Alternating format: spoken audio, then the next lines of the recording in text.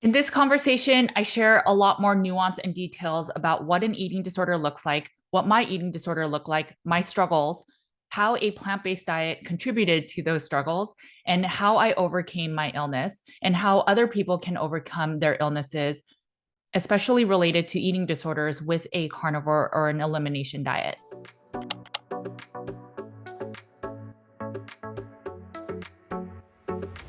Hey guys, my name is Judy Cho, and I'm board certified in holistic nutrition. And I have a private functional medicine practice where we have served over 2,000 carnivore clients and patients get closer to root cause healing. And it often starts with the Carnivore Cures all meat elimination diet. Today, I'm sharing a podcast interview I did with Dr. Philip Ovadia on his podcast called I Fix Hearts.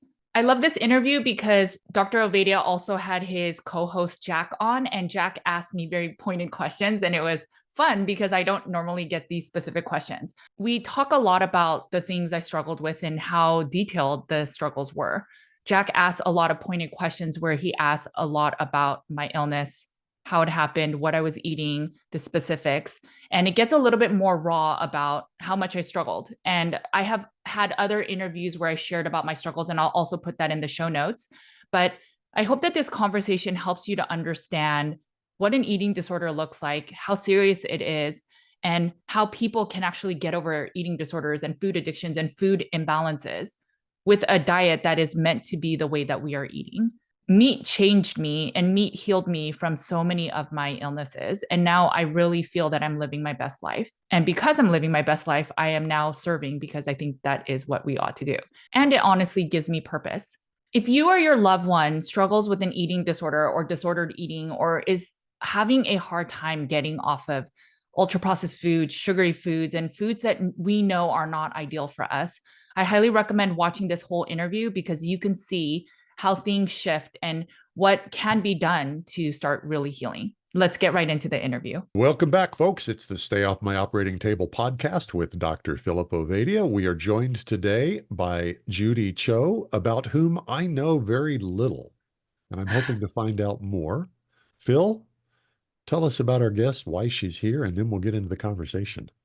Yeah, definitely. And it's certainly a shame if you know very little about Judy. I certainly have been following her, and we've had a number of conversations over the years now. Judy is kind of a veteran in the carnivore space, has written now 2 great books on carnivore that we're certainly going to talk about. Her newer one came out recently. It's the Complete Beginner's Guide to the Carnivore Diet. And then I think you can see behind her other book, The Carnivore Cure. Really excited to have this conversation with Judy. I've been honored to appear on her podcast, I think twice now, and great to be able to turn the tables. So Judy, since many people might be like Jack and aren't familiar with you, why don't you give a little bit of your background and your story? Sure. Thank you first both for having me today. So my name is Judy Cho. I am a board certified holistic nutritionist.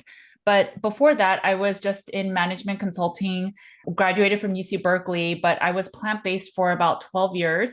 And I just started getting Whoa, sick. whoa, whoa. Plant-based means Yeah, vegetarian or so vegan? plant-based. Oh, I love this. So plant-based, I never had meat for 12 years, but there was an occasional egg white or fish, occasionally maybe tuna. It was super lean meats, or I'm sorry, super low fat, and there was no meat at all though. So I never had chicken, pork, beef, etc. for over 12 years. And so that's why I call it plant-based, but I guess technically Okay. it'd be pescatarian, but I didn't have fish every day, and it was big bowl salads. Berkeley is known for their big bowl salads, and that's when I converted. And I started getting really sick. So at night, I started binging. I didn't even understand what that was. I never even heard of that terminology back then.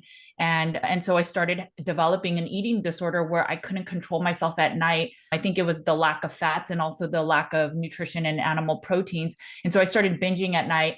And a friend told me that I think you're suffering from an eating disorder. Why don't you go see a therapist? And I did. And it didn't really help because I never changed the diet. I thought everyone told me the plant-based diet is super perfectly healthy.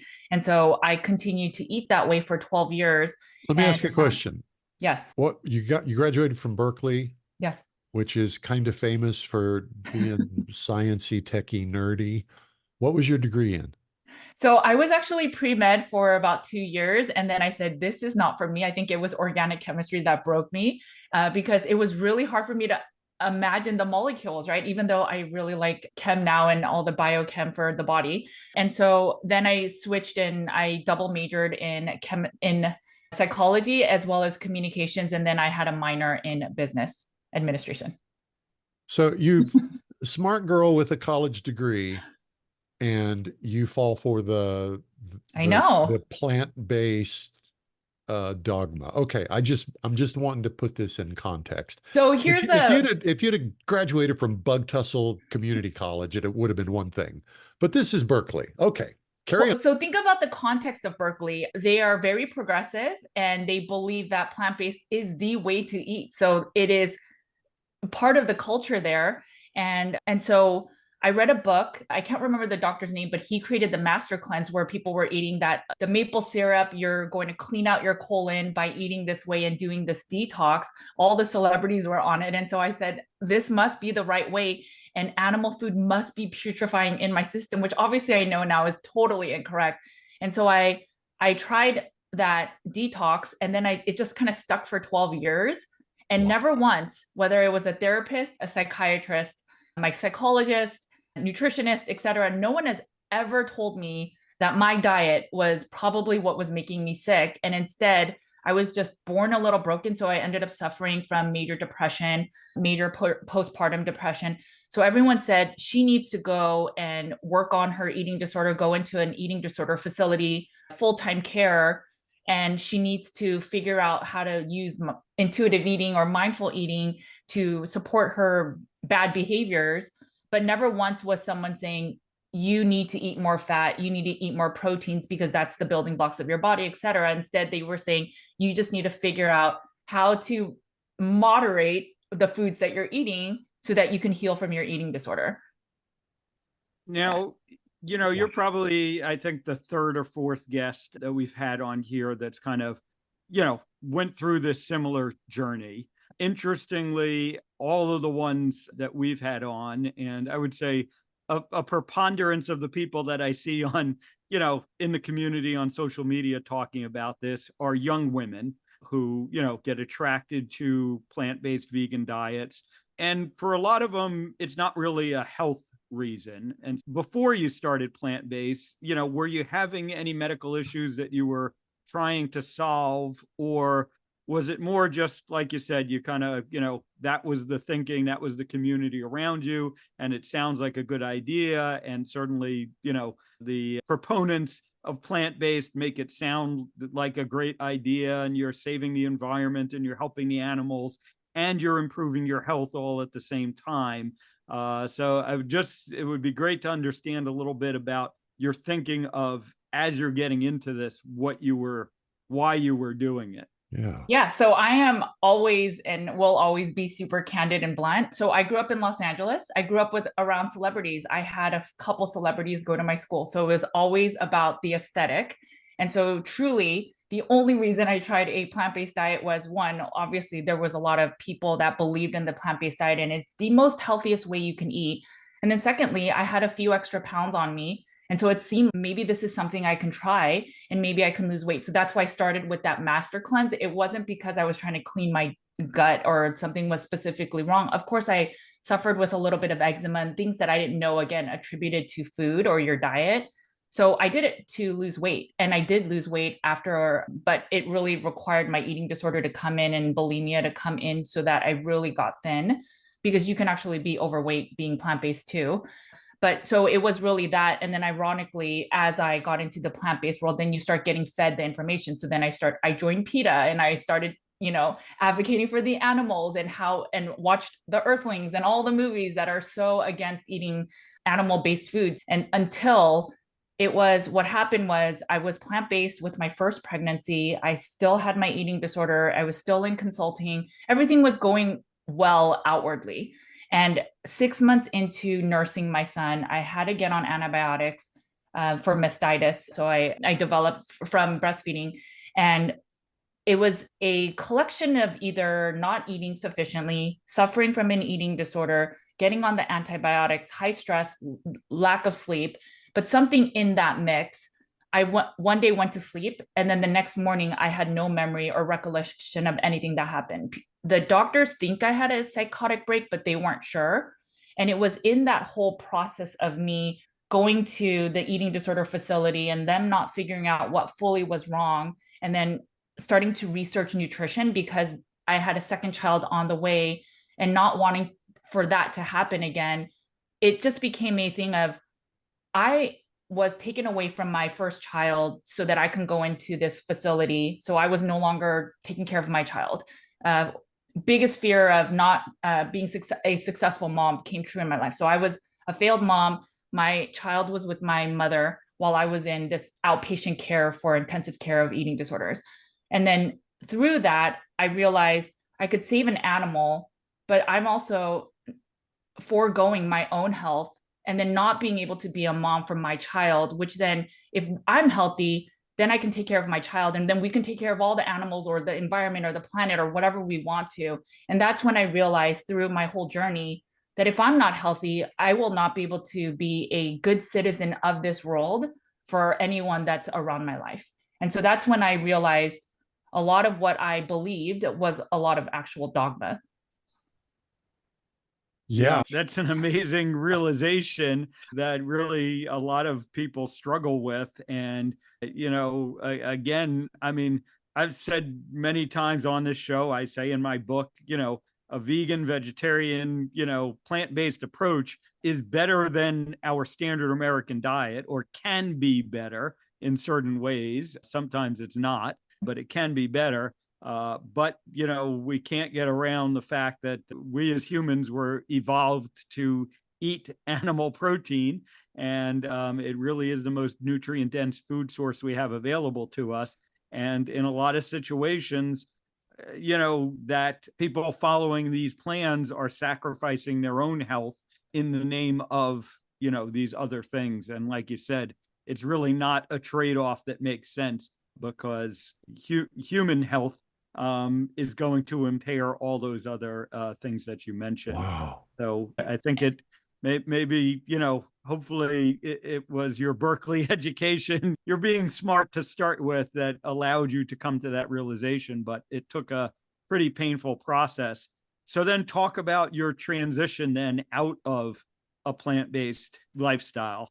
Yeah. So I think ultimately when I had graduated from the eating disorder facility, and I was using the mindful eating, intuitive eating, which is basically you check in with yourself, like, how hungry am I? How do I feel while I'm eating this? Do I feel anxious eating this amount of food or this type of food? And I would use all those methods, but eventually I would crash and burn, and I would start binging and purging. And I would meet with my psychiatrist. So you get a team outside of these programs where you'll meet with a dietitian, a psychiatrist to give you your meds, and then a therapist to talk about whatever issues you're going on in your life. And so that triad helped. I don't know about the medication part, but as I would talk with them, it's just eventually nothing would work. And it just got to a point where I had my child. I knew I failed as a mom, yet I'm still using the behaviors that I was using that got me away from being a good mom. And out of desperation, I mean, I was in the bathroom, and I remember my friend told me, why don't you try this crazy diet called carnivore? And I'm like, that is so insane that people would just eat meat. What about fiber? What about all the antioxidants and all the things that people say against carnivore? And it is in pure desperation that when I was in the bathroom and just, I can't do this anymore. I don't want to do this anymore. I felt shame, guilt. What kind of mom am I still pursuing the addictive behaviors? And it was in that moment that I said, I'm just going to try it, because I see these healing stories online, and what do I have to lose? If I can be a better mom, a better wife, somebody that can be more grounded, I'm willing to try it. And it was in that trying that in a couple weeks, my body was no longer screaming for nutrition. So the mind still wanted to cope with food. Like I had a stressful day. Maybe I didn't speak of my own needs. So then I want the food, but the body's desire, like I need to go and binge right this moment, that physical sensation went away. And that was when I realized there's something to this. I don't understand, but I'm going to understand. So whether it was my Berkeley brain that I needed to know more, I just started digging into books, the science, keto, carnivore, or there wasn't no carnivore books back then, but a lot of the, the nutrition on meat and the bioavailability of nutrition and nutrients, and understanding that actually our gut assimilates animal proteins way more than fiber or from plant-based foods, that stuff started to get me really upset. I'll And bet. because I was sick, I was on disability. And because of what I learned in my consulting days, out of true boredom, I thought there's all these keto graphics, the keto food pyramid, but there's none for carnivore. And so on my downtime away from being a mom, I just started creating graphics online. And that's sort of how, in that moment of disability, I always thought I'd go back to consulting. I just had a, like a come to Jesus moment with my husband. And I said, my passion is in nutrition. I got my life back. And I'd love for people not to have to suffer from an eating disorder, major depression for over a decade, lose their life thinking that they need to be on these medications or that they're just broken. When what I didn't tell you guys is on a carnivore diet, I'm on zero meds. I don't have depression. I've been in remission with my eating disorder for over 5 years. And I never thought this could be a reality for my life. And so now that I'm mad, it's like it turned into a passion of I want to share this information with people and in a way that's really understandable. And pictures can describe things in less than 1,000 words, right? I started sharing what I learned in creating presentations in my consulting days, to then share bite-sized nutrition pieces, to one, dispel a lot of the misinformation we know about nutrition, and then to share the true benefits of a carnivore diet or a heavily meat-focused diet. That's different. I get a kick out of that. As somebody who's a refugee from corporate America and did Okay. plenty of those things myself, I love it that the stuff you learned to do there has actually turned out to be useful to Yes. humanity rather than just generating 3-ring binders full of useless information. Wow. Okay. So we're on Zoom right now. I really want to say, please share one of your graphics, but I'm sure there's ways we can get to those I can send you a otherwise. few, or I can send you a few links so that we can put it in the show notes or something like that. Let's do that. That would be seriously fun. Yeah, Um, and I'll just also comment, the books are both kind of beautiful, Thank very you. well graphically done. Judy's website, certainly great resources for anyone interested in carnivore. And I think, it's definitely a needed resource to make this accessible because, and again, not necessarily hitting us, in my mind, it's not really carnivore versus vegan, but the reality is that there's a lot of this type of graphical information, easily accessible information. Quite frankly, the Instagram influencers that we see behind the plant-based diet. And, I think we need more of that if we're going to get that sort of recognition for a carnivore diet or, meat-based approach, let's call it, in the same way that the plant-based approach has kind of taken hold. Yeah, I want to, if you don't mind, just dig in a little bit more, going back to your kind of your plant-based days and the eating disorder and the binge. What kind of foods would you binge on? I mean, so people might be sitting there thinking, was she kind of binging on broccoli and cauliflower, or, would it be that you would go for the junk food, the Oreos, which are technically a plant-based food? Yeah, I would binge off of fatty plant-based foods. So I would typically eat the big bowl salads with limited fat. So maybe I would use like the fat-free dressing. So I was getting very limited fat. So I don't think that's just a plant-based versus animal-based. I think that's also a fault of mine where I wasn't adding fat. So by the end of the night, maybe I didn't eat more than 1,000 calories. Maybe it was less than that. And then I was also working out and I was going to school full time. And by the night, I had this really crazy urge and sensation that I'm so hungry, I need to go eat something. And it's something that you cannot explain unless you actually go through it. But your body, I really believe it's the hormones telling you, I need this girl to go eat something or she can die. And so I will have her crave the thing that will make her go. And so the thing that I would crave is like maybe pasta. So really unhealthy fettuccine Alfredo without any of the meat, but there's creamy fat in it, or it would be like cookies. So there's fat there. And then and what then the kind of minute, fat?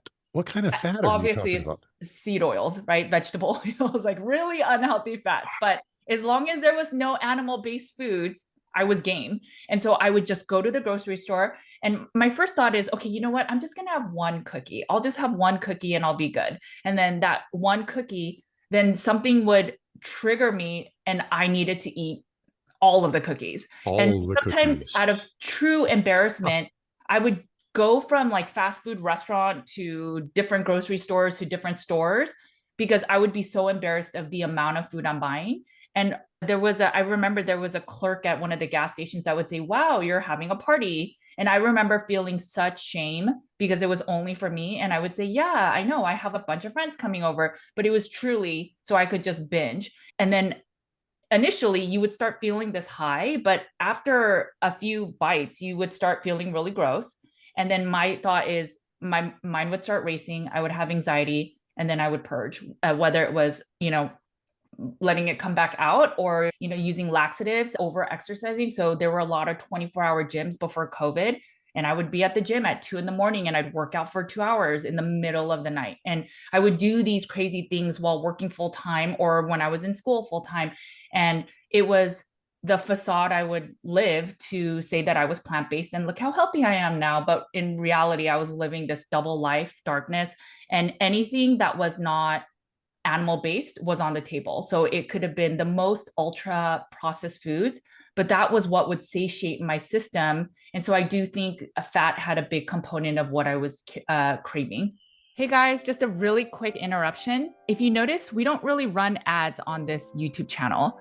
And just being fully candid, instead of making money on external sponsors, we really wanted to share more about our functional medicine practice so that if you ever need it, you know that what we offer and what we can provide in terms of service and products. If you didn't know, our private practice has one-on-one sessions.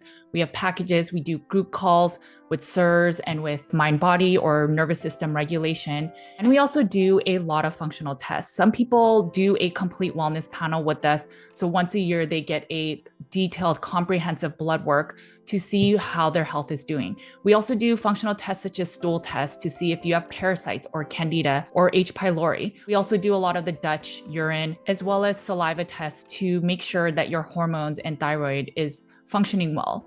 Our flagship is our symptom burden, where we really trust the innate wisdom in our bodies. And so we are trying to see what symptoms do you have, because oftentimes a combination of symptoms is related to a specific system.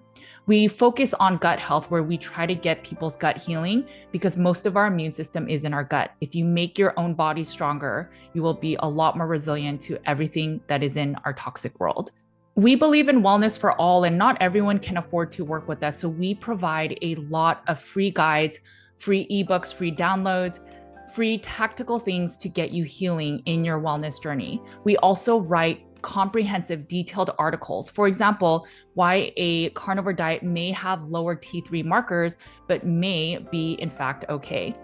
I hope that the content I share is enough for you to get healing. But if the needle is not moving enough with a carnivore diet, with lifestyle changes, with mind-body work, if it's not moving enough when you are working alone, just know that we have the services to support you when and if that day comes. Because we are holistic health, we also have a prescriber. So if you are on thyroid medications or hormone medications, or you need medications for SIRS, we are able to walk you through the process. Our goal is to get you off most of your medications. All right, guys, thank you for being part of this community. Let's get back into the video. I'm struck by the fact that you're describing experiencing all kinds of difficult experiences that are typically diagnosed as a psychological issue. Absolutely. An untreatable genetic problem, some sort of behavioral bad habit. And in fact, if I'm understanding, bad thinking, you need to fix your attitude, and in fact, what you're actually dealing with, if I understand it correctly, is you just simply weren't getting the nutrition you needed. Yeah. It sounds, and I don't want to oversimplify, but it sounds like when you started eating the food that your body was actually needing, all that stuff kind of melted away. Yes. So in our eating disorder facility, I remember one of the psychiatrists in there took a whole bio of my life from the moment I was born. Tell me about big moments in your life. What did you feel? What did you go through? Did you have any trauma? And in all of that, I distinctly remember his end summary, or the summation of my life was, yeah, it sounds like you had minor depression your whole life. And, if you have a broken arm and you need to take Tylenol every day because it's kind of broken and you don't want to feel that pain, that's what antidepressants do. If you're sort of a little broken and you were kind of born broken, then what is so wrong with you taking antidepressants for the rest of your life? Like your brain just sort of needs that. And the logic side of me thought, that makes sense. I guess the psychiatrist tells me that I was completely broken and I just always had a little bit of depression my whole life. And so therefore I need antidepressants. So I followed suit. I took the antidepressants, but only to get to the highest dose, switch different antidepressants. And eventually they're like, you know what, this isn't fully working because you're still using behaviors. You're still having suicidal thoughts and depressive moments. So now let's add these other drugs, these antipsychotics that will support. Oh my God. I know they're really for bipolar and schizophrenics, but we've seen in some cases that it helps with depression. And for me, again, it was, I want to be a better mom. So if this will fix me, then I'm happy to do it. Because again, remember, I was just told that I was kind of broken being born. And so I took those, and then it started making me kind of gain weight and my personality became super muted. So then I started asking the psychiatrist, this isn't working for me. And so all they did was, okay, let's try a different concoction of drugs. And it was constantly like that. And so out of desperation, I was the one that started reading about nutrition. And when I started eating meat, yes, when I was not able to balance my needs or my self-care or my boundaries, the desire to want to escape with food still was there. And I highly recommend people to work through that.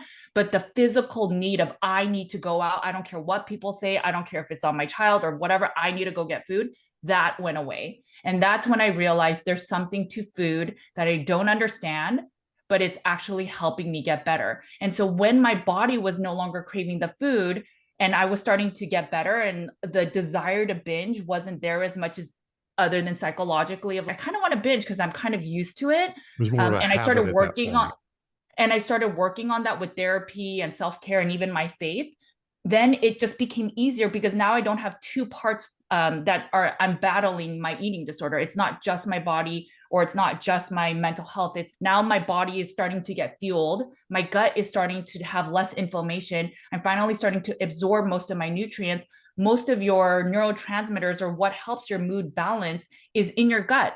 70 to 80% or more than that of your serotonin is produced in your gut. And yes, it doesn't go to your brain, but they absolutely talk to each other. And if the drugs that I'm taking are supposed to help serotonin stay in my brain, but if I'm inflamed because the plant-based foods are causing inflammation and causing my gut to be more leaky, then as I'm healing with just meat, for something, the magical side, whether it's that serotonin now is communicating better with the side on the brain, I no longer suffer from depression at all. Sure, I have low days. Sure, I have mood where I can be cranky, but I used to be so unstable that my boss would tell me, I wish there was a sign on your head, like today you could joke around with Judy. And to this day, do not mess with Judy, because the same jokes can land on one day, but on another day, I would want to basically bite the person's head off.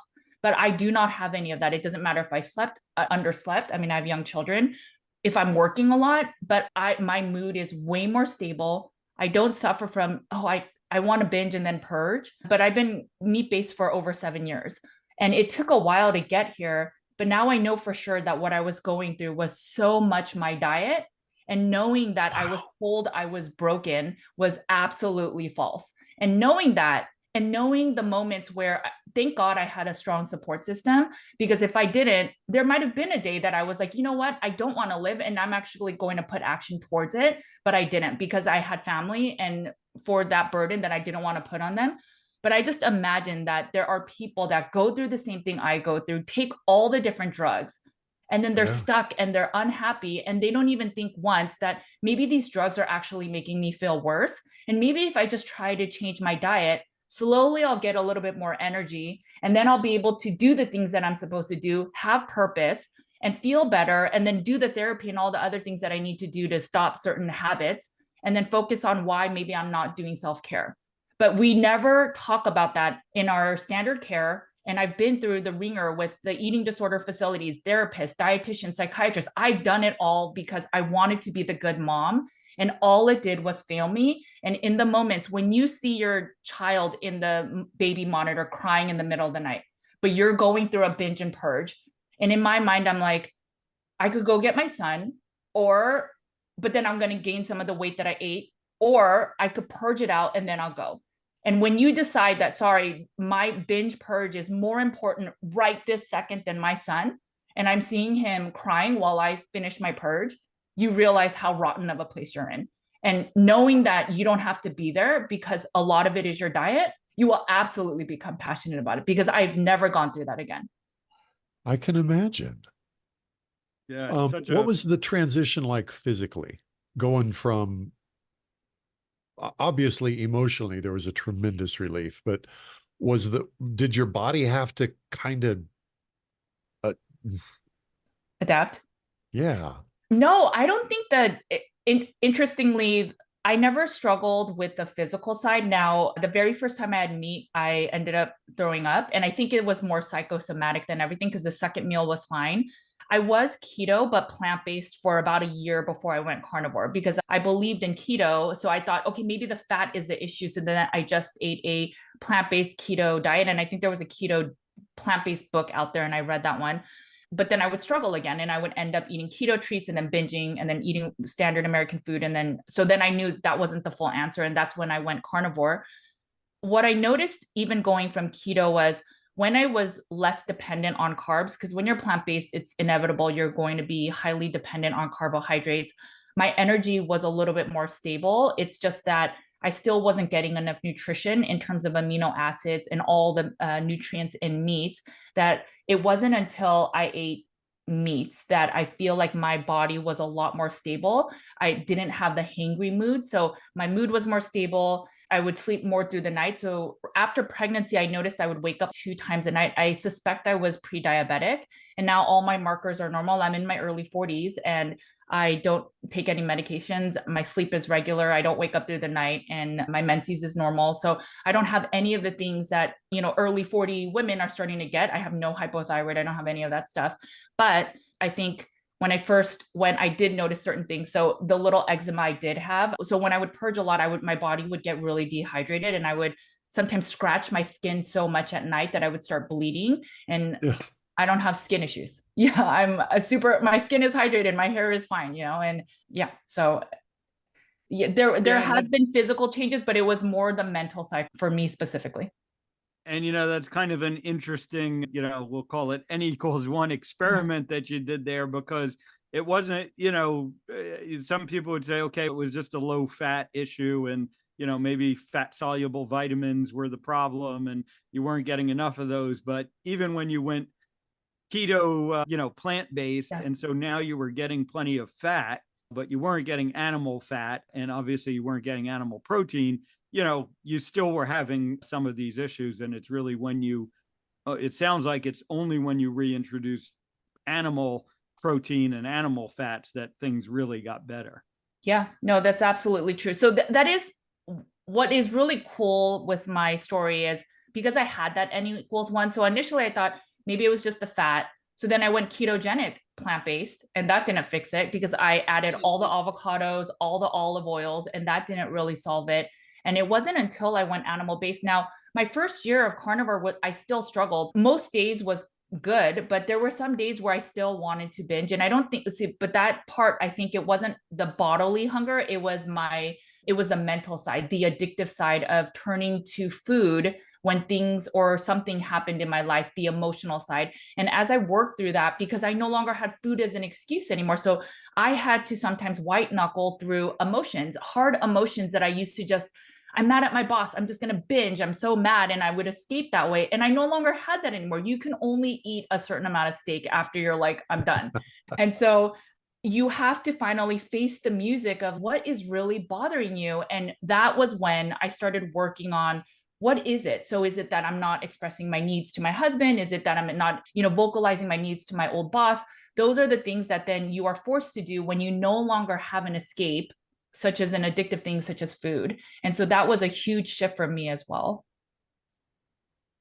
All right. So I've got to ask now because I never even thought of it until you mentioned it, but plant-based keto. Yeah, it's a thing. And with my limited understanding of biochemistry, I think what that means is you get all your fats from non-animal sources, which, as far as I understand it, there aren't a lot of options. So I would consume MCT oil, coconut oils. There are, I mean, obviously, and I would try not to eat any of the seed oils. So at least I knew that much. But I would do the avocado, the fruit, and then I would have coconut oil, olive oil, and those would be my main ones. So I would have a big bowl salad. And then I would use a lot of those oils. And then I would either get tofu or tempeh. And then slowly there was more plant-based junk coming out. So I would get those as well, like the Boca burgers and things like that. Yeah, that's what I lived off of. Yeah. And then, you can get some fat from nuts, and right. nut butters are certainly big component of lots of people that are doing that sort of keto plant-based approach. But it's pretty challenging, but it can be done. And, like I said, I would probably put that ahead of a standard American diet, especially if you're doing a clean keto, you're not using a lot of vegetable and seed oils. It probably has some advantages there, but very difficult to maintain. Okay, so here you are now, 7 years carnivore, animal-based. I guess talk a little bit about how then that led you into, writing the books and your community and some of the, helping to spread this message. And where along the way did you get the kind of formal nutritional education? And maybe talk a little bit about that process, because again, a lot of our nutritional education, professional nutritional education is incongruent with what you experienced, we'll say. So while I was in disability and I read one keto book, I think it was Keto Clarity, and then it just shocked me at the lack of information or understanding I had about cholesterol. And I was looking for a nutritional therapy school because I was so fascinated and I felt like I needed the fundamentals to just understand. I mean, I took some pre-med courses, the biology, the chemistry, but they don't talk about nutrition.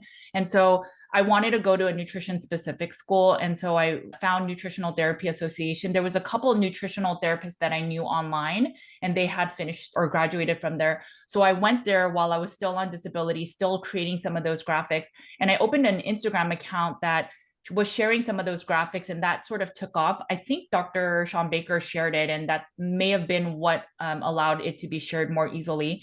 And so in therapy school, then I started learning more about nutrition, about Weston A. Price, how animal fats are so good for you and proteins and the building blocks of amino acids versus carbohydrates. And they're not a zero carb school. They absolutely support a ketogenic diet, but they're all about bioindividuality, which I fully believe in. I now have a practice where we've seen probably over 2,000 carnivore clients, and to say one person has to eat only beef and another person has to, or that everyone has to go super strict, it doesn't work. You can have the best diet, but if the person cannot follow it, it won't stick. And it's really about the individualized care. So that's a lot of what I learned at the school. And then I think right after graduating, I decided that I'm going to write a book, and only because on social media, I kept getting asked the same questions. What about vitamin C? What about fiber? What about this? What about electrolytes? What about loose stools? And so I thought, if I just write a book and I answer these questions, I'll never have to answer them again. I mean, that was such simple thinking, but I still have to answer those questions. But that's why I decided to write the book. And then I painstakingly every night, because I was so passionate, I would write a chapter. I would then create all the graphics in the book are also, I created them. And I would just spend hours every night working on it, dedicated. And then we released it, we self-published it. And I was honestly asked to break up that book into 2 different books from a publisher, but we decided to just keep it in-house so that we can write it the way that we wanted. But after that, then I went to go sit for the board certification. And so I think it requires like 500 to 1,000 working hours, some recommendations, and then you have to sit for a board test for about 3 to 4 hours. And I will say there's a lot of plant-based friendly questions in there that you have to answer in the way that, you would probably never answer as a meat-based person. So I would close my eyes and just answer the question that they wanted the correct answer. But it was definitely a moral dilemma that I felt taking the test. But that's how I got the board certification. So I never went back to consulting. I was, headed to be a director, which is like the second to highest tier in consulting. And I was super successful as a management consultant. But I realized my passion is in nutrition. And I don't want people to go through what I went through. And I think if people can just understand that we've been lied to about nutrition, and that if we were to just understand the mechanistics of cholesterol, I mean, if your body really thought cholesterol was so bad, why would it use its own energy to create 70% of the cholesterol that's in our body? Like that's just a basic, I really like to think in logic in that way. And it's just, if it was that bad, why would God have made it our bodies to create such a heinous, enzyme in our body? But it's because actually we need cholesterol. We need it to produce our sex hormones, and we need it to manage our blood sugar. And so I just think that if we can even bring some logic without super sciencey context, it will help people start questioning, maybe my autoimmune is because of my gut. Maybe it's because of the foods I'm eating is not supporting me to get better. And so if I can just help people, that's why I transitioned. And now we have a full-time practice. And so I don't spend a lot of time on social media anymore. And we get to see, what's really cool is we get to see the N=1 data of, we believe like beef, salt, and water fixes everything. And we notice sometimes it doesn't always work, and you might have to do some little other levers, but we get to see a lot of data, and it's really cool. And we know, for example, I know that the plant-based world loves saying that carnivores, their gut is so messed up because they don't get the short chain fatty acids, but we do stool tests in our practice. And I will tell you the three main short chain fatty acids, so propionate, acetate, and butyrate, they are all over the maps for carnivores. Some carnivores are low, some carnivores are super high, where they look like they're eating fiber all day long and they eat zero. So I think the data is just not there. But I know people, or the plant-based community, believes that, oh, you need fiber to get short chain fatty acids, but it's just not true. Wow. Yeah. And maybe talk a little bit more also in your practice. Do you see people with, I guess, similar backgrounds to yours? Do you get people that are on the plant-based diets, it's not working, or, they're maybe making that transition? Do you think you're unique ultimately? I guess I'll ask it that way. I think my story is unique, where I had a psychic break and there was a child involved in a lot of that. But beyond that, the depression, the eating disorder, absolutely not. I think my story is so common, and that's why people can relate to me. But what I'll tell you in our practice is, there are women that struggle with eating disorders. It's not the prevalent reason they're coming. And there are many carnivores that have tried plant-based. I honestly think that the plant-based community and the carnivore community are not that different of people. I know that's probably horrendous to say to the carnivore community, but if we think about it, we understand, whether it's plant-based or carnivore, that standard care isn't working. And so we need to find a modality to make us feel better. We first hear that plant-based is better, so we try plant-based. And then we're like, oh, we're also doing a good thing for society, for the climate. And then we realize soon after, hey, my body's sort of degrading. And so there are people that may stay because they supplement, or they really try hard to make it work. But then a lot of people will then convert to carnivorism because it seems to help, or they've heard the stories and they want that miraculous healing. And so most of our clients and patients are people that standard care no longer work for. They've been to so many different doctors, been diagnosed with so many different things, been on so many different medications, and they're not getting better.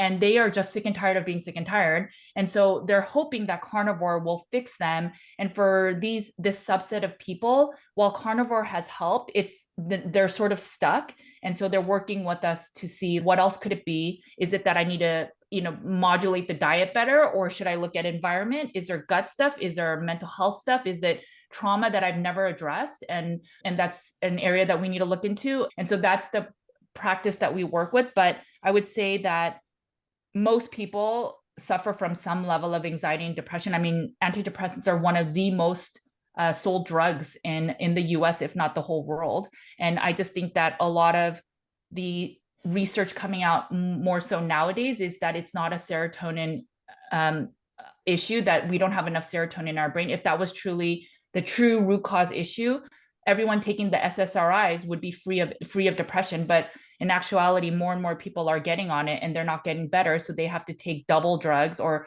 take different types or take the antipsychotics.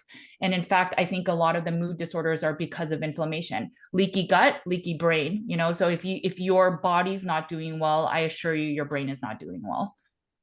Yeah, and of course we now have, increasing scientific evidence of this. We have, of course, the great work that, Chris Palmer has done, Georgia Ede has done, many others, that we're getting the science, I would say, that supports, the multitude of N=1 experiences that, of course, that we've been seeing now, and it all really aligns well.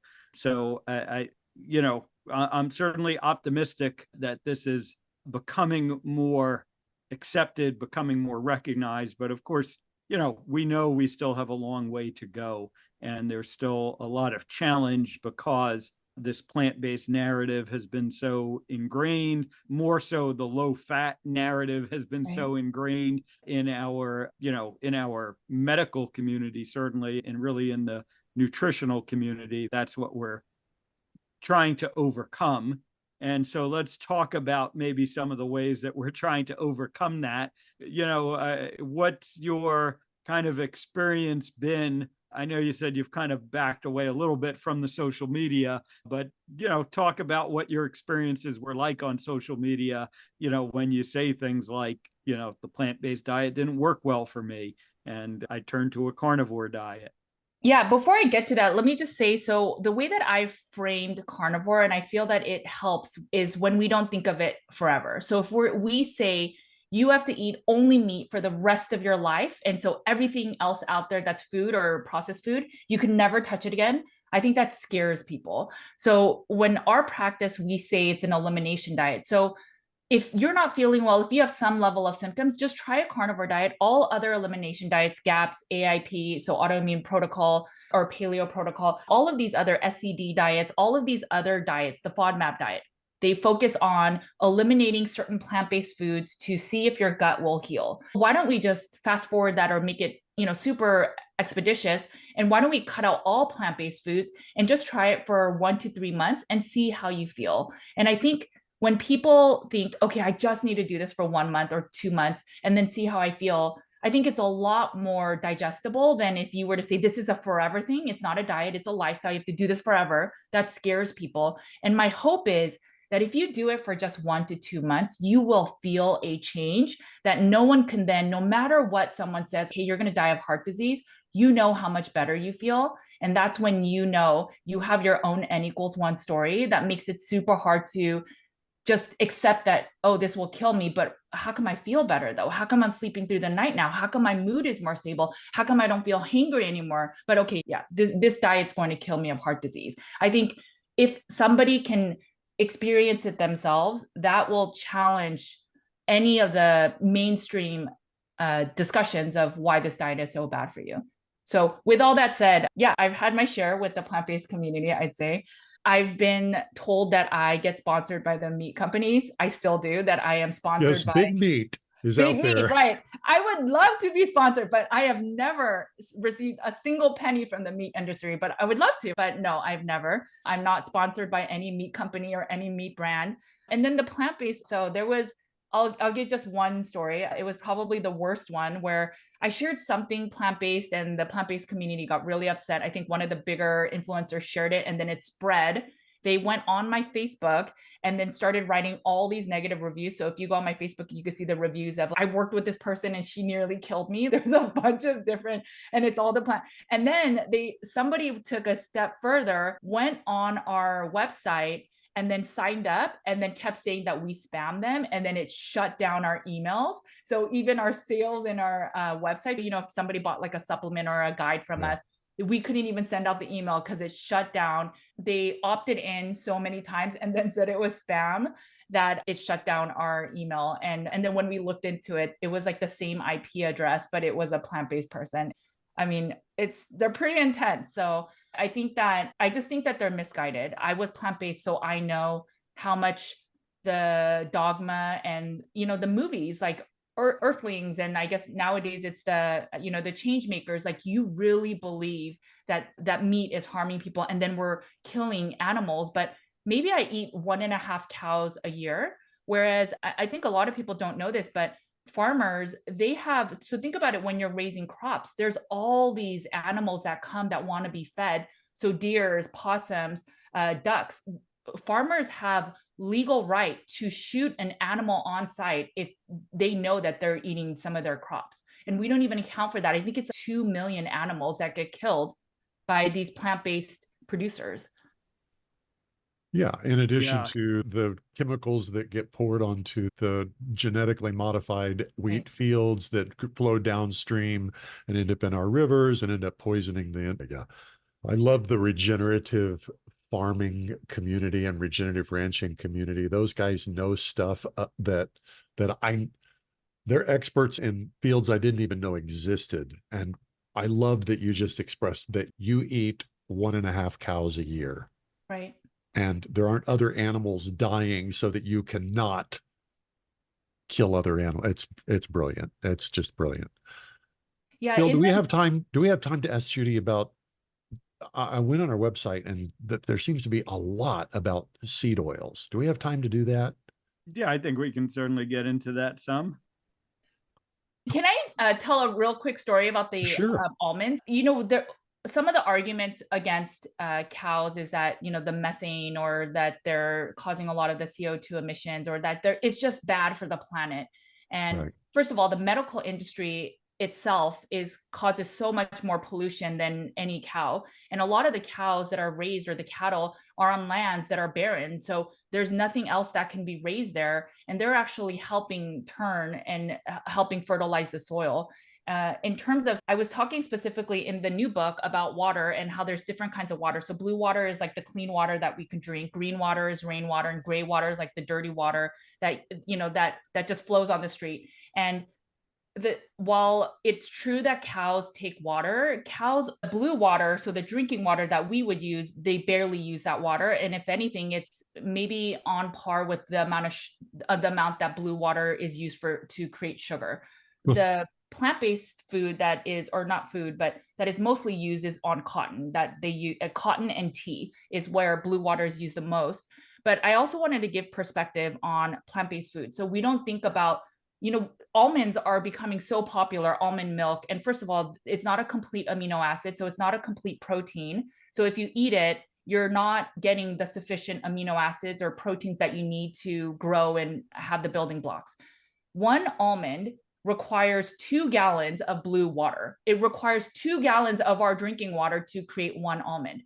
Most of the almonds in all of the world is created in California. It is harvested in Central America, which is considered one of the driest places in the world, or maybe in the US. So they have to bring resources and water to that area to even raise the almonds. And not only that, so I think some people got sick not that long ago eating almonds. So now they pasteurize every single almond that comes out of there. So you think you're eating raw almonds that are just harvested and then you get to eat it? No, they pasteurize everything. So they put a chemical on it so that you may not get sick. So this is where we don't talk enough about the other side, the plant-based side. And again, even if we raise cows, we are sufficiently nourished from a nutrient density perspective.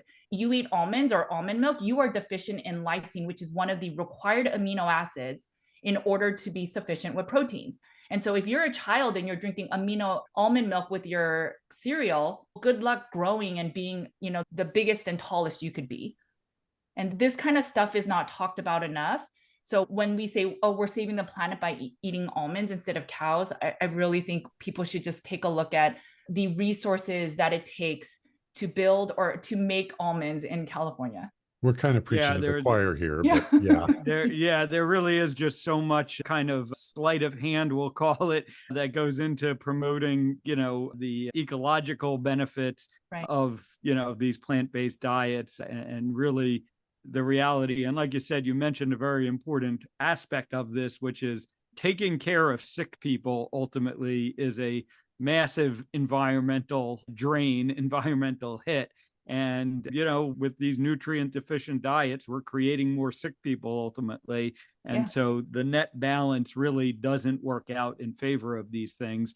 But of course, there's a lot of powerful messaging behind this. And there's a lot of industrial dollars that are behind this whole movement.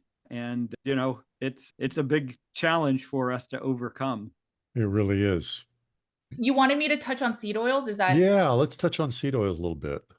Yeah, I know that there's a lot more hearsay lately about the actual polyunsaturated fatty acids. I'm not as concerned about the makeup of that. I know that people say that back in the day it was like 4-to-1 where you were eating more of the omega-3s versus the omega-6s. I think what's really bad about the seed oils are they're rancid. There's a certain temperature for canola oil, for example. First of all, it's made from a plant that is poisonous to humans. So they process the rapeseed and make it in a way that it is no longer poisonous for us. But in order for them or for us not to smell the rancidity, the color, they bleach, they deodorize, they heat this oil over 6 times. So think about when we always say that an oil, so if butter's burning on the pan, it becomes black and charred and you see that smoke in the air. They're doing that 6 times to these oils. And then if we use it in a food and then we heat it up in the microwave, we're also heating it again. So the concern is that these seed oils are really releasing, there's some carcinogenic enzymes too, but the ultimate thing is they are spoiled and we can't smell they're spoiled because they've been bleached and deodorized and done a lot of processing. But every time you're eating or consuming these oils, they're causing free radicals in your system. So they're causing more inflammation in the body. And at the root of all modern disease is inflammation. So again, if that leaky gut, essentially it's just inflammation in the gut. So leaky gut, leaky brain, so inflammation in the brain. So every time you're eating seed oils, which is in literally everything that's processed, then you're taking in inflammation. And if our goal is, so if we eat antioxidants to reduce inflammation, why don't we just not eat seed oil? So then we don't need as many foods that have antioxidants. Yeah, don't create the problem in the Right, first place. exactly. Yeah, very much true. I guess, as we start to wrap up, I'm going to put a little plug that Judy and I are going to be on a panel together at an upcoming conference, the Hack Your Health Conference. Now, unfortunately, by the time this episode releases, that conference will have already occurred, but you will be able to go online and get the video, the archives of it if you want to go back and watch that. But maybe let's just mention what we're going to be talking about. And I know I'm certainly very much looking forward to it. It's going to be a great panel discussion. Yeah, I've known Robin, who's the founder of KetoCon or now Hack Your Health, for many years. And last year I did a women's carnivore panel and people just wanted to talk a lot about the troubleshooting side of carnivore. We hear all the wonderful stories and we know it's healing. I mean, it's done miraculous things for me. And this year we thought, why don't we just, open it up to the other gender? It's really a troubleshooting and triumphs of the carnivore diet. So it's not just the healing stories because there's so many online, but it's let's have some real talk and talk about what happens when it doesn't work. What happens if I'm constipated or I have electrolyte issues, or are you sure I don't need fiber? Or what if my cholesterol's too high? And I think it's just giving a platform where people can just ask their questions where they're not entirely, when carnivore isn't entirely working as people see online. And I think it's just giving people hope that, yeah, it doesn't always work perfectly for everyone, and that's okay. I mean, even a plant-based diet, a vegan diet, some people it works day one and some people feel a little bit better a few weeks after. It's just figuring out how do you use certain levers to improve it and not just give up. Because if the alternative is going back to the standard American diet with medications, that's obviously not the right approach. And maybe there's a happy medium you can get to on a carnivore diet. Maybe you have to add one plant in, I don't know, but it's helping people have the ability to ask their questions. Yeah, like I said, really looking forward to that session. Judy's leading the panel. I'll be on it. Sean Baker is going to be on it. Lisa Lisa Wiedemann Weideman's and going to be on it. Yeah, so people can go to hackyourhealth.com. And like I said, by the time this is out, it will have already happened, but you can get the video archives. And then, Judy, tell people where they can find both of the books now, and if they're interested in working with you, how they can go about doing that. yes, all of my stuff is under Nutrition with Judy. You can find me on most big social media platforms. And I have my podcast, Nutrition with Judy. We talk about holistic health. And then all books you can look on Amazon. I think they're on other sites as well. But if you just look up Judy Cho Carnivore, they will come up. And if you want to work with our practice, it's nutritionwithjudy.com as well. All right. Very good. As always, we'll make sure this information is in the show notes so folks can just link on it. Judy, thanks for sharing your story with us. It's these stories more than the science that Agreed. changes lives. The science explains why it works, but there's going to be somebody who's listened today who has been told they're broken and they have severe emotional or psychological or mental issues or bad habits that have to be broken. And it's going to be very similar to your story. You're not getting enough nutrition because of the diet you've chosen. Fix the diet, and everything else is going to be a whole lot easier. Yes. So thanks so much. I'm so grateful you've come through this, and I appreciate your passion and applaud you for it. It's really good to hear these kind of literally life-changing, life-saving stories that are simply the result of eating the right food. I know.